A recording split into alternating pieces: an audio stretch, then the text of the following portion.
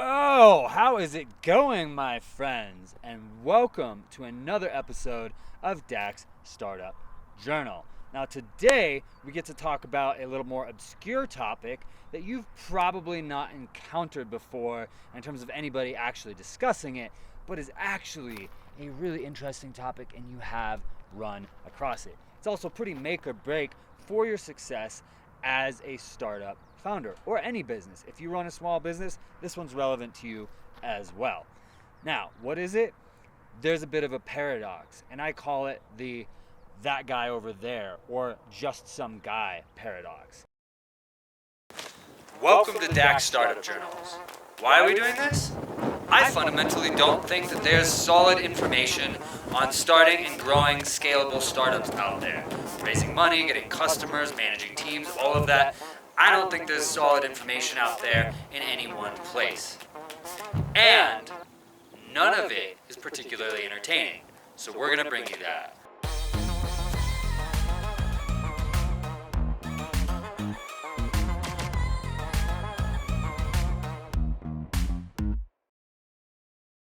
And it's this.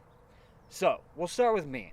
I went to Stanford University, started when I was 17 years old. At 21 years old, 4 years later, I graduated not just with my bachelor's in aerospace engineering, but also with my master's in 4 years.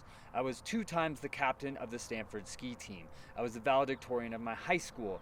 After Stanford, I went out and became a near Olympic quality ski racer. Now, I've also traveled the world. I've made well over $1 million as an entrepreneur before this business. I've done all this cool stuff, all this impressive stuff. We could go on and on and on. But the thing is, I know all of these things. I could tell you, but even just me telling you is not the same as you being there. Let's think about my high school or my Stanford college friends who are there watching that. It means more to them than it does to you.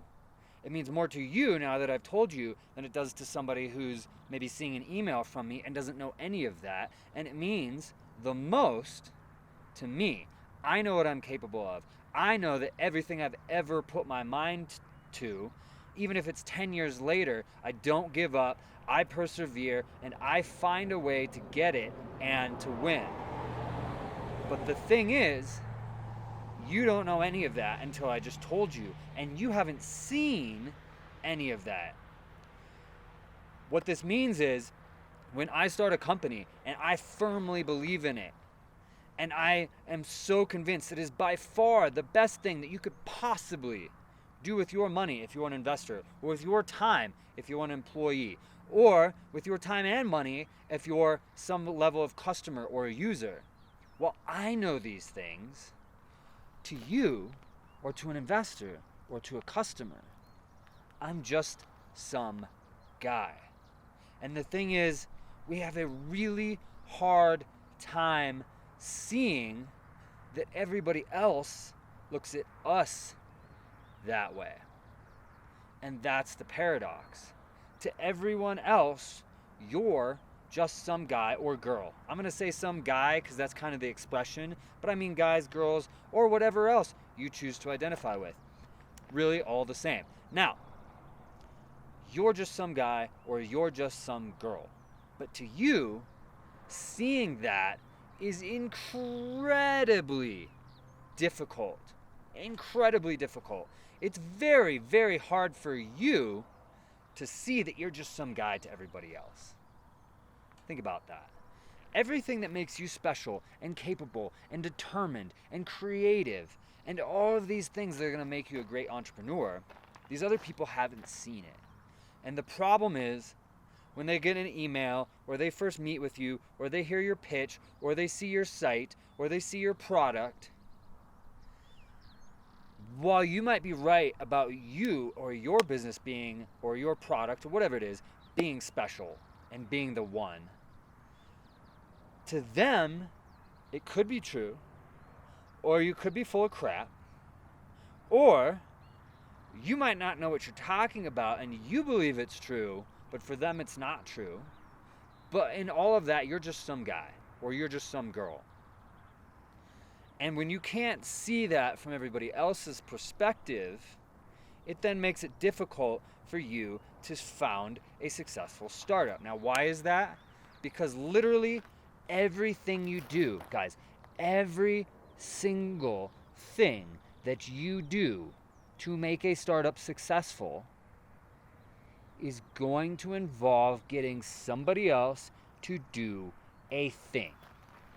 Somehow, you have to get another person to do things every single step of the way. And if you didn't know that and think about that before you started a company, or if you're thinking about it, you gotta know it. You gotta get somebody to do a thing in order to get investors. You gotta do somebody to do a thing in order for them to come work for you. You gotta get somebody to do a thing in order for them to buy from you, or even just become a user of a free service that you've created. It's just getting people to do things over and over and over and over again, which means that really all that matters is their perspective. If you're just some guy or just some girl to them, and their perspective is all that matters because they need to do a thing, you have to be able to see that. You have to be able to overcome that. Why are you more than just some guy or some girl to them? What happens next? How do you cross that divide? Now let's break this all down for a second, because I don't want to go too far down this road before you have a visual in your mind of what this is like. Imagine you're at a coffee shop, and right now there's just people around you. You don't know them, they don't know you. They're just people. Now, one of them's sitting there on a laptop. Okay, person on a laptop doesn't mean anything. Just some guy. Let's say he's working on a startup.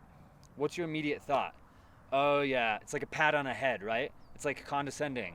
Like, oh, you've got a startup, that's cute. You're assuming off the bat it's probably not even that great of an idea. He probably doesn't really understand startups. He probably, or she, probably doesn't even have the resources, the creativity, the background, blah, blah, blah, blah, blah, blah, blah. That's your first thing. Now, let's say that person, guy or girl, is like, I went to Harvard. You're like, oh, okay. Maybe they know a little bit what they're doing. But now it's just a person, think about this.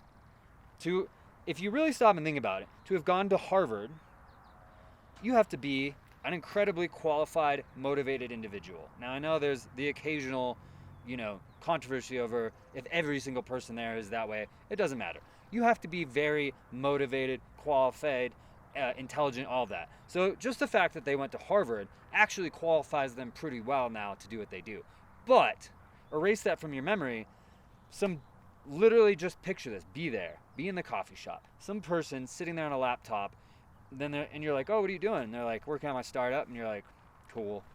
Immediate condescending. Immediate, like, some guy working on a startup. Now they're like, oh, by the way, I went to Harvard. And you're like, okay, cool. Where'd you grow up? You're going to just gloss over that. Like, it goes in your head. You think about it a little bit, but you don't really stop and think about it. You're like, okay, cool, blah, blah, blah. And then you go and you order your coffee, and you're like, oh, some guy that went to Harvard working on some startup, right? Is there any thought in your head that this person sitting in a coffee shop that went to Harvard is going to start some multi-billion-dollar company? Not really. More so probably than if they told you they never went to college, which we also know a lot of people that never went to college start very successful startups, or at least people that didn't graduate. But even the fact that he said that, you're like, oh, cool, you went to Harvard, and then you go and you get your coffee. Even that is not really going to put it in your head that person is actually going to start some really successful startup, right? It doesn't really change much of anything for you. Now, if some other person stopped and was like, wow, Harvard. Do you know how hard it is to get into Harvard? Do you know how hard the classes are? Do you know how much persistence that took? Do you know how much creativity it must have taken to get through all of those classes to even get there in the first place? Do you know what that person's network is probably like? Do you know what other crazy cool people that person probably knows that they could just call up and they might be able to help with that startup?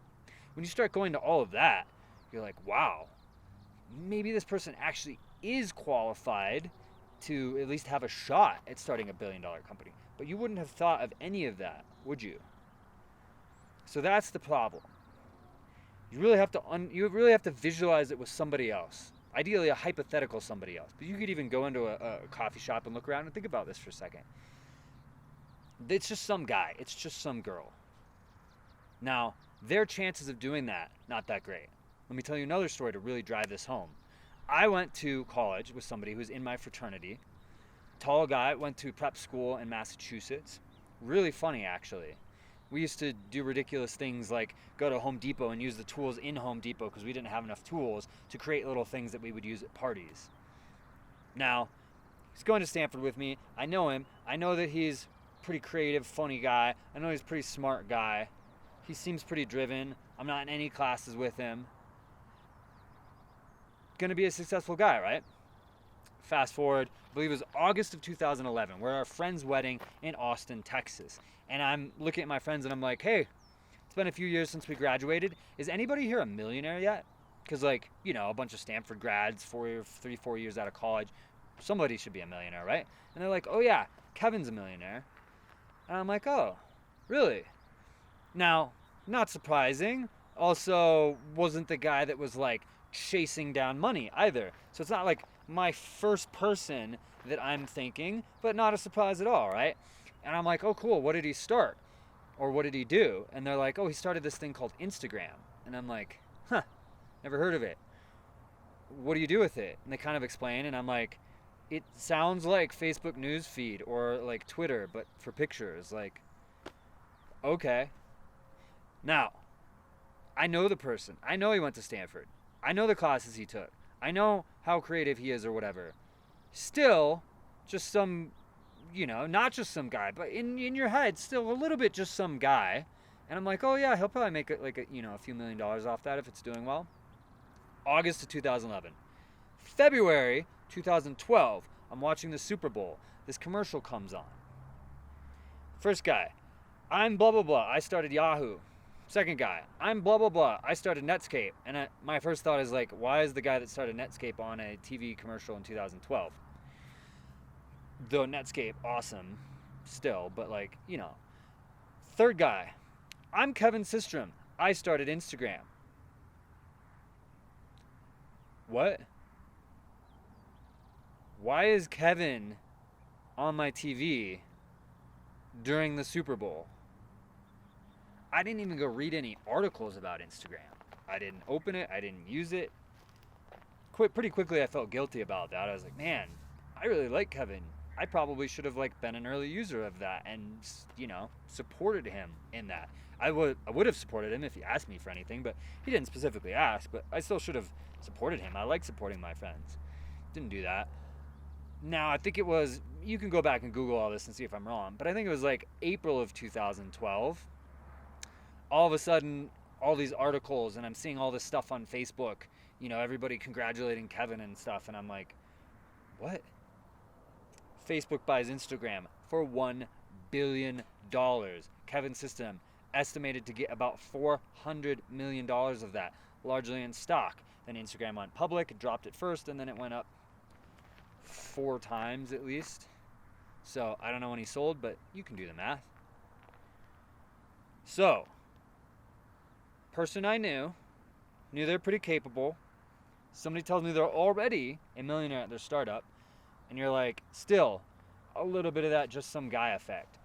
Like, clearly he already is successful, clearly he's gonna be kind of successful, but didn't occur to me multi-billion-dollar company, right?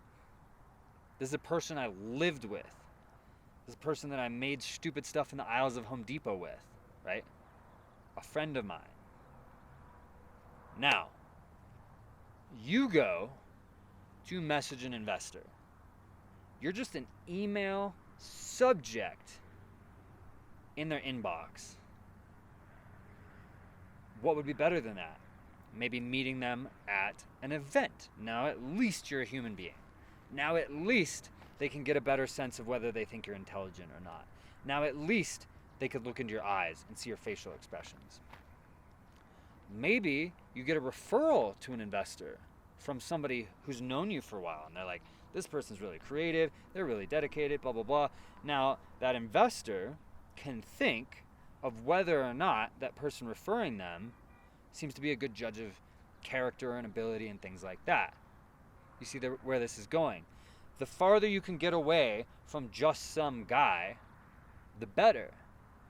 And you could even get to the point where you lived with somebody, like I did with Kevin, and they still might kind of discount the potential of what you're doing to some extent, unless there's a conversation. If Kevin had sat down and been like, this is what we want to do, this is all the people that are posting it, this is how I'm thinking about it, this is what we're seeing, the more he said, the more he went into that, then I would have been able to latch onto it more and more and been like, that's really interesting. I could see where that would come in. But just on the face of it, I thought like moderate, low-level success, which for Stanford grads, like, several $1 million or whatever. Not multiple billions of dollars. Like, I think they say it's worth at least $20 billion now. At least. Right? So, you have to get further and further away from some guy, and keep in mind that even if you lived with somebody, they're probably still looking at you that way. I've had people that could have invested in my startup who I lived with, but because I was doing aerospace engineering and I was like a hardware guy, like building crazy things, they think I'm like a tinkerer.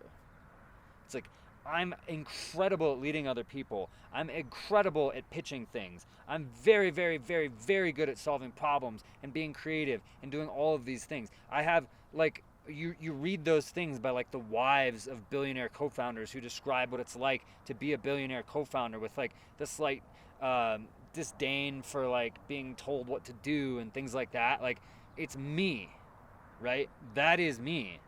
But even people that lived with me, that just saw me like build some contraption in college or whatever, they still think, like, some of them at least are like, oh, he's a tinkerer. When I know that I'm the very definition of that kind of co-founder, or founder, rather. I'm the very definition of somebody that you want to found and be CEO of a startup company and push it through all these things and never give up, and so on and so forth. But even people that lived with me don't see that. So now, you got to see this scale. You have to see yourself from somebody else's perspective. You have to jump outside yourself for a second, like one of those stupid, corny little movie scenes. Whoop, become the ghost that looks down on yourself. Stop thinking about you as you, and start thinking about you as just some guy, and then start thinking about whatever you're, or girl, and start thinking about whatever you're putting in front of other people. Is it an email? What's the subject line? What's the pitch deck attached? Is there a pitch deck attached? Are you sending videos? What does it look like to a customer? Just think of if just some guy came up to you and was like, hey man, I'm raising $200,000 or $1 million in $200,000 checks or whatever for this thing. It's just some guy or just some girl. Now, what would they have to do to start breaking out of that? Here's a TechCrunch article about it. Actually, you know what? Just let me show you all the articles. Here's one in TechCrunch. Here's one in the New York Times. Here's one in Forbes. Here's a tweet from Jack Dorsey about it. Here's a tweet from Elon Musk about it. Here's a 1 million users. Here's the Reddit that people started about our company that we had nothing to do with because they like it so much. Here's a video of me doing a TED Talk. Think about it. Each of these types of things breaks you out of just some guy. Now, really interesting example of this, Shark Tank. Now, if you're still in Silicon Valley, you're probably like, pfft. Now, they do a lot better at investing right now, but if any of you are in Silicon Valley and are familiar with Silicon Valley investing and then watch like the first couple seasons of it, you're like, oh my gosh, I would never, ever take that deal. They used to be like, I'm going to give you $17,000 for 47% of your company. And they have $1 million in sales and you're like, excuse me? It was like, at first it was like the biggest joke in the world. Now, here's the thing about that. You're Mark Cuban, you're a billionaire, or any of the other people on the show. Why are you doing this show? Because Without the show, Mark Cuban is just some investor. But with the show, people feel like they get to know him. People feel like maybe they understand him, they know his personality, all of these things. It breaks him out of being just some guy. The people who are really successful at startups find ways to break out of just being some guy or just being some girl. That's it.